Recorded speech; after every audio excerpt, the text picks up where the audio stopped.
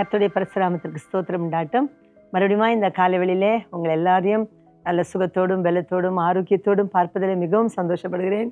ஒருவேளை யாராவது நீங்கள் சுகவீனமாய் பலவீனமாய் இந்த காலத்தினுடைய குளிர்கள் மழைகள் நிமித்தம் நீங்கள் வியாதிப்பட்டிருந்தால் கர்த்தராகிய இயேசு கிறிஸ்துவனுடைய சுவாசம் உங்களை குணமாக்குவதாக. ஆமென். நல்ல சுகத்தோடு நீங்கள் இருப்பதை நாங்கள் வாஞ்சிக்கிறோம். அதற்காக நாங்கள் ஜெபிக்கிறோம். கர்த்தருக்குள்ளே மனமகிழ்ச்சியாயிருங்கள். இன்றைக்கும் நாம் ஒரு விசேஷித்த காரியத்தை குறித்து, ஆண்டவராகிய இயேசு கிறிஸ்துவை குறித்து நாம் பேச போகிறோம். ஆண்டவராகிய இயேசு கிறிஸ்து இந்த உலகத்தில் வந்த பொழுது அவர் சொன்னார், தீர்க்க தரிசனத்தையும் பிரமாணங்களையும் நிறைவேற்றமே வந்தேன் என்று, அதை நான் விட்டுவிடுவதற்காய் வரவில்லை என்று சொன்னார். சரிங்களா? ஆகவே அந்த வார்த்தை அவர் வாயால் நம்மளுக்கு சொல்லியிருக்கார். எல்லா தீர்க்க தரிசனங்களையும் அவர் நிறைவேற்றினார். நியாயப்பிரமாணங்களை கூட அவர் நிறைவேற்றினார். நாம் ராயனுக்கு வரி செலுத்துவதற்காக கட்டளையின்படி நாம் செலுத்த வேண்டியதை செலுத்துவோம், நீ போய் நமக்காக வரியை செலுத்து என்று சொல்லி மீனின் வாயிலிருந்து வரி பணத்தை எடுத்து அவர் ராயனுக்கு செலுத்தினார். அதுபோல ஆண்டவராகிய இயேசு கிறிஸ்து சட்ட திட்டங்களுக்கு உட்பட்டவராயிருந்தார். அவர் தேவனுடைய குமாரனாய் இருந்தும் நியாயப்பிரமாணத்தை கொடுத்தவராய் இருந்தும் நியாயப்பிரமாணத்துக்கு உட்பட்டிருந்தார். தீர்க்க தரிசனங்கள் எல்லாம் அவராலே நிறைவேறிற்று. அவர் தன்னை குறித்து எழுதின எல்லாவற்றையும் அவர் நிறைவேற்றினார். அதை குறித்து சில வார்த்தைகளை நான் உங்களுக்கு சொல்லுகிறேன். ஆதியாகமம் 49:10 நாம் வாசிக்கும் பொழுது யூதா கோத்திரத்திலே அவர் பிறப்பார் என்று சொல்லப்பட்டது. அது மத்தேயு 1:3 நாம் அதே போல் அவர் மத்தேயுவில் வாசிக்கும் பொழுது அந்த ஜீனியாலஜியில் பார்க்கும்பொழுது நான் அது உங்களுக்கு முன்னாலே சொல்லியிருக்கிறேன். ஆண்டவராகிய இயேசு கிறிஸ்துடைய பிறப்பிலை குறித்து நாம் மத்தேயில பார்க்கும் பொழுது அவர் யூதா கோத்திரத்திலே அவர் பிறந்தவராயிருக்கிறார். பெத்லெகேமே பிறப்பார் என்று மீகா 5:2 நாம் வாசிக்கிறோம். எப்ராத்தா என்னப்பட்ட பெத்லெகேமே, நீ ஆயிரங்களுக்குள்ளே சிறிது, உன்னிடத்திலிருந்து ராஜா தோன்றுவார் என்று சொல்லி மீகா 5:2 சொல்லப்பட்டது. மத்தேயு 2:1 அல்லது 5:6 வரைக்கும் அவர் பெத்லெகேமை தெரிந்து கொண்டார். அதை குறித்து நான் உங்களுக்கு விஸ்தாரமாய் முன்னே சொல்லியிருக்கிறேன். பெத்லெகேம் ஒரு சிறிய பட்டணமாக இருந்தாலும் அதை தெரிந்து கொண்டார். யூதேயா ஒரு இருண்ட பிரதேசமாக இருந்தாலும் அதை தெரிந்து கொண்டார் என்று சொல்லி நாம் பார்க்கிறோம். அதே போல் அவர் கன்னியிடத்தில் பிறப்பார் என்று ஏசாயா 7:14 நாம் வாசிக்கிறோம். அதை நாம் வாசிக்கும் பொழுது மத்தேயு 1:22-23 கூட நாம் அதை கன்னியினிடத்தில் அவர் பிறந்தார் என்று சொல்லி பார்க்கிறோம். பிறக்கும் பொழுதே அநேக பிள்ளைகள் கொல்லப்படுவார்கள் என்று எரேமியா 31:15 வாசிக்கிறோம். அதன் பிரகாரமாகவே நாம் வாசிக்கும் பொழுது மத்தேயு 2:17-18 ராமாவிலே கூக்குரல் உண்டாயிற்று, எழுதப்பட்டபடியே அவர் பிறந்த பொழுது 2 வயதுக்குட்பட்ட எல்லா பிள்ளைகளையும் அவர்கள் கொன்றார்கள் என்று சொல்லி பார்க்கிறோம். அதுபோல் அவர் முன்னோடியாய் வருவார், எகிப்திலிருந்து அழைக்கப்படுவார் என்று ஓசியாவிலே நாம் வாசிக்கிறோம். ஓசியா 11:1 என் குமாரனை எகிப்திலிருந்து வரவழைப்பேன் என்று சொன்னது போலவே கர்த்தராகிய இயேசு கிறிஸ்துவை அவர்கள் மத்தேயு 2:15 எகிப்துக்கு கொண்டு போகிறார்கள். அதுபோல அவர் எல்லா தீர்க்க தரிசனங்களையும் நிறைவேற்றினார். அவர் அபிஷேகம் பண்ணப்படுவார் என்று ஏசாயா 61 வாசிக்கிறோம். அதே போல லூக்கா 4:18 அவர் அபிஷேகம் பண்ணப்பட்டவராய் சுற்றி திரிந்தார் என்று சொல்லி பார்க்கிறோம். அதே போல இன்னும் அவர் நம்முடைய அக்கிரமங்களை சுமப்பார் என்று ஏசாயா 53:4 நாம் படிக்கிறோம். மத்தேயு 8:17 அவர் நம்முடைய பலவீனங்கள் நிமித்தம் நம்முடைய பாடுகள் எல்லாவற்றையும் அவர் தம்முடைய சரீரத்தில் சுமந்தார் என்று சொல்லி பார்க்கிறோம். அது மட்டும் இல்லாதபடிக்கு காரணமில்லாமல் அவர் பகைக்கப்படுவார் என்று சங்கீதம் 69:4 வாசிக்கிறோம். அந்த தீர்க்க தரிசனத்தை ஆண்டவர் யோவான் 15:25 நிறைவேற்றினார். அதுமல்ல ஆலயத்தை குறித்த பக்தி வைராக்கியம் என்னை பட்சிக்கிறது என்று சங்கீதம் 69:9 வாசிக்கிறோம்.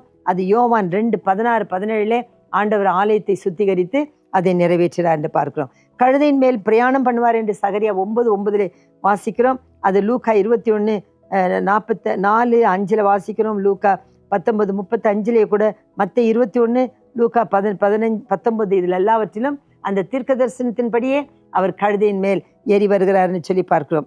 அதே போல் அவர் தள்ளப்பட்டவரானார், மனுஷரால் புறக்கணிக்கப்பட்டவரானார் என்று சொல்லி நாம் ஏசாயா 53 வாசிக்கிறோம். சங்கீதம் 69:8 வாசிக்கிறோம்.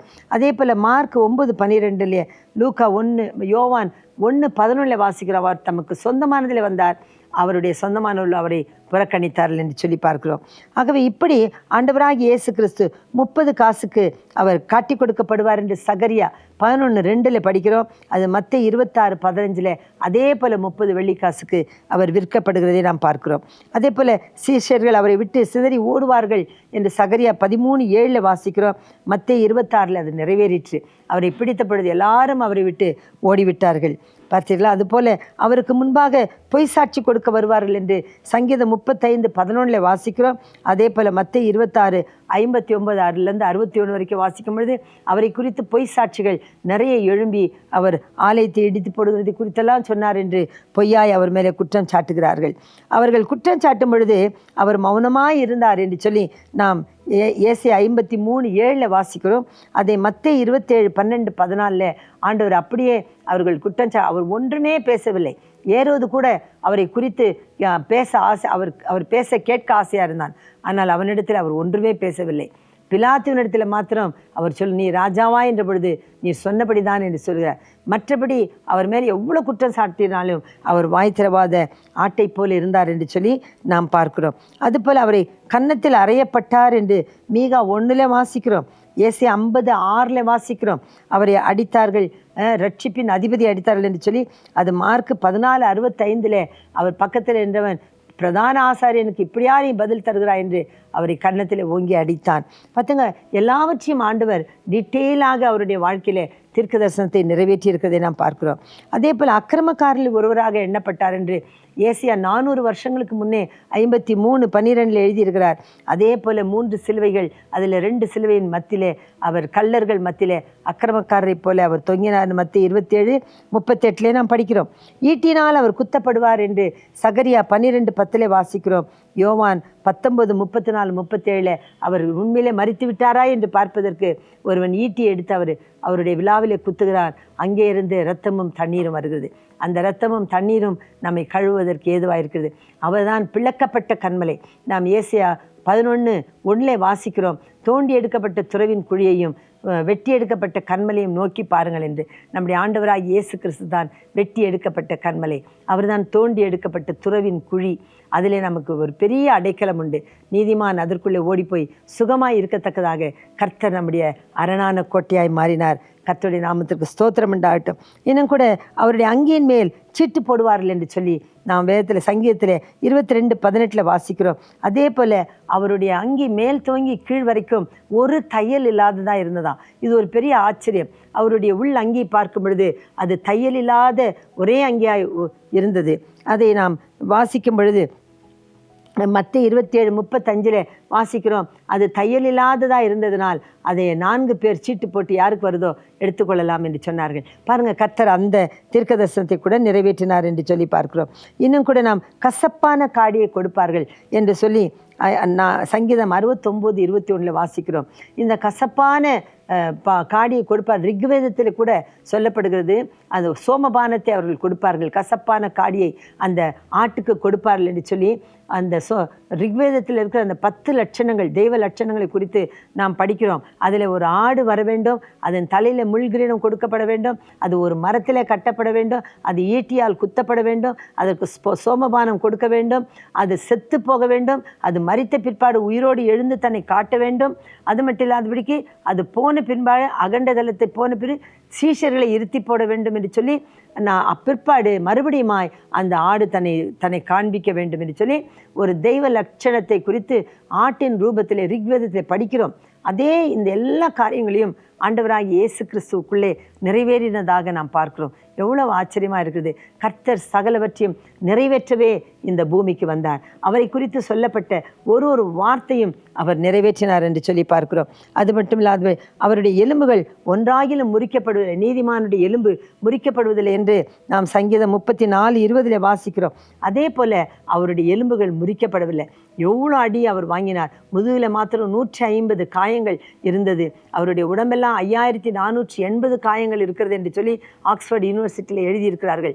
அவ்வளவு காயப்பட்டாலும், அவ்வளவு வேதனைப்பட்டாலும், 17 மணி நேரம் அவர் தண்ணீர் இல்லாமல் மனுஷரால் கஷ்டப்பட்டாலும், அவர் 6 மணி நேரம் சிலுவிலே தொங்கினாலும், எவ்வளவு அடிகள் அடிக்கப்பட்டாலும் கூட, ஈட்டினால் குத்தப்பட்டாலும் அவருடைய எலும்புகள் ஒன்றாகிலும் முறியவில்லை.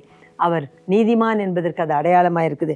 அதை நாம் வாசிக்கிறோம். அவருடைய எலும்புகளில் முறியவில்லை என்று சொல்லி யோவான் 19:33-36 அவர்கள் சாதாரணமாய் அந்த சிலுவையில் தொங்குகிற மனுஷர்கள் சாகவில்லை என்றால் அவர்கள் என்ன செய்வார்கள்? கால் எலும்பை முறித்து விடுவார்கள். அப்பொழுது அந்த தண்ணீரும் இரத்தமும் எல்லாம் சொரிந்து அவர்கள் செத்து போவார்கள் என்று சொல்லி. ஆனால் இயேசுவினிடத்தில் வரும்பொழுது அவர் ஏற்கனவே அவர் மரித்திருந்தார். ஆனால் அவருடைய கால் எலும்புகளை முறிக்கவில்லை. அந்த தீர்க்க தரிசனம் நிறைவேறும்படி அவர் எலும்புகள் ஒன்றாகிலும் முறிக்கப்படவில்லை.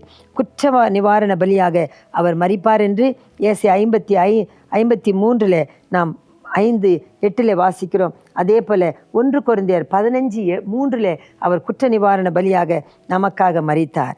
அவர் சிலுவிலே மரித்தாலும் கூட ஐஸ்வர்யமான்களோடு கூட அவர் அடக்கம் பண்ணப்பட்டார் என்று சொல்லி ஏசாயா 53:9 வாசிக்கிறோம். ஆண்டவராகிய இயேசு கிறிஸ்து அவர் மரிக்கும் பொழுது அவர் எவ்வளவு ராஜரீகமாய் அடக்கம் பண்ணப்படுகிறார் பாருங்கள்.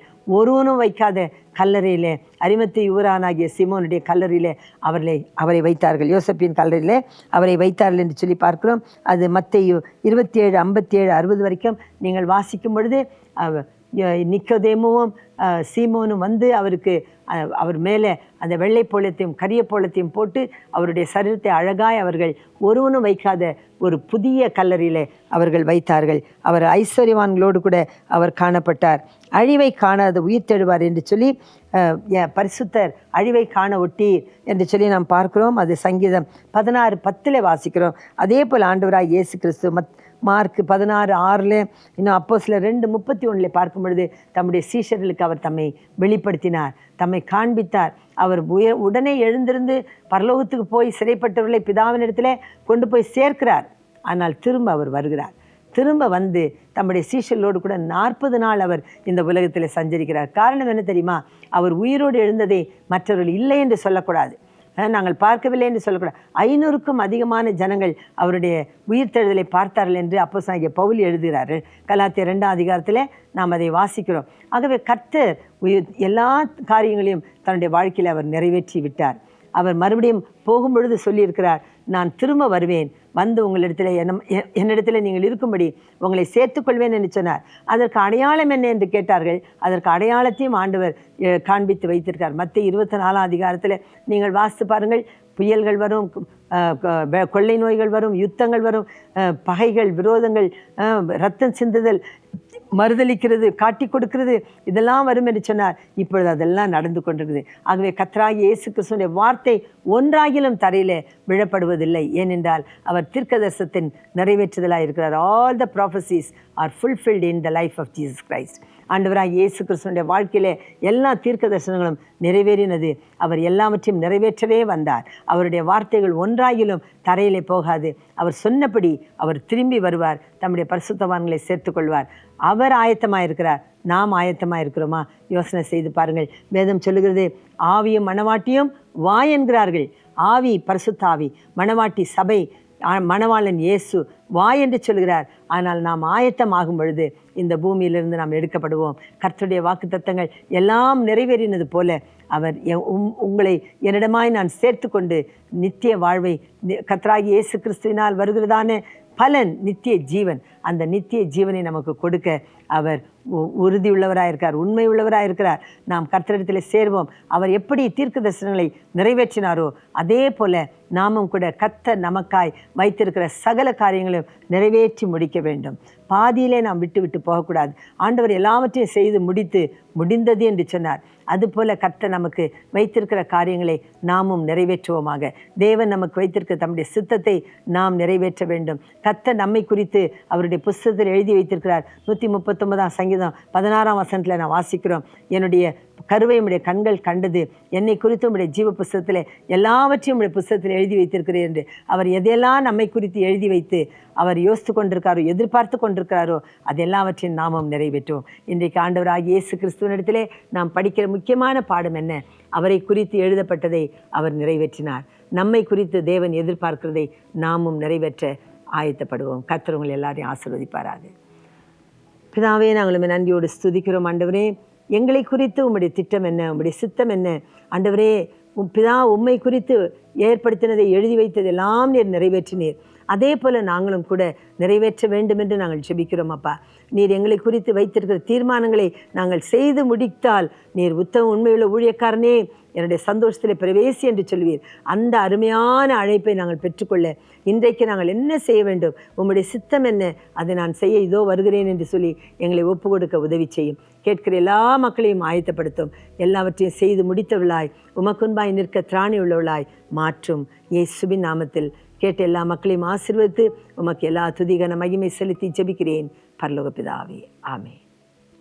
கர்த்தர் உங்களை ஆசீர்வதிப்பாராக. கர்த்தர் உங்களை குறித்து வைத்திருக்கிற திட்டத்தை நிறைவேற்ற பரிசுத்த ஆவியானவர் உங்களுக்கு உதவி செய்வாராக. ஆமென்.